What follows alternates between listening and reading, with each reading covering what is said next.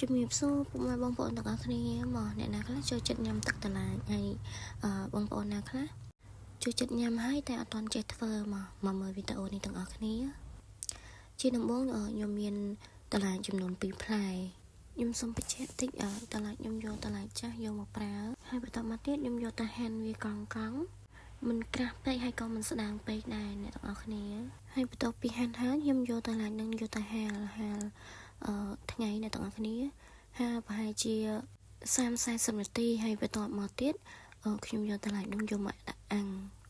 ហើយនេះតឡាចដែលខ្ញុំបានហាលហើយខ្ញុំយកវាមកដាក់អាំងឲ្យក្រៀមអ្នកទាំងអស់គ្នាក្រៀមហើយឆ្អិនដល់ក្នុងអ្នកទាំងអស់គ្នាមិនមែនក្រៀមតែខាងក្រៅហើយខាងក្នុងអត់ទាន់ឆ្អិនល្អទេអញ្ចឹងយើងដាក់អាំងវាឲ្យធ្វើម៉េចឲ្យឆ្អិនទាំងក្នុងទាំងក្រៅបើទោះបីជាខាងក្រៅរៀងខ្លោចបន្តិចក៏អត់អីដែរធ្វើមកក៏ឲ្យវាឆ្អិនពីខាងក្នុងទៅអ្នកទាំងអស់គ្នា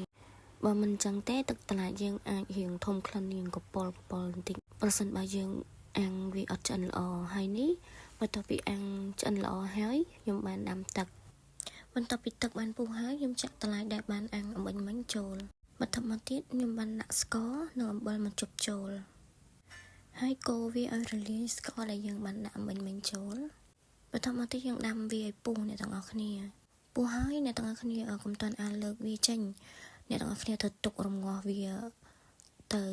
20 ទៅ 30 នាទីសូមលើកវាចេញហើយនេះជាអ្វីដែលយើងទទួលបានគឺទឹកតឡាចធម្មជាតិពិសាហើយមិនប៉ះពាល់ដល់សុខភាពហើយថែមទាំងមានរសជាតិឈ្ងុយឆ្ងាញ់ផងដែរអរគុណជម្រាបលាអរគុណសម្រាប់ការទស្សនាវីដេអូមួយនេះពីដើមរហូតដល់ចប់ហើយបើបងប្អូនទាំងអស់គ្នាពេញចិត្តវីដេអូមួយនេះកុំភ្លេចចូលទៅ follow page នាងខ្ញុំម្នាក់មួយផងណាអរគុណជម្រាបលា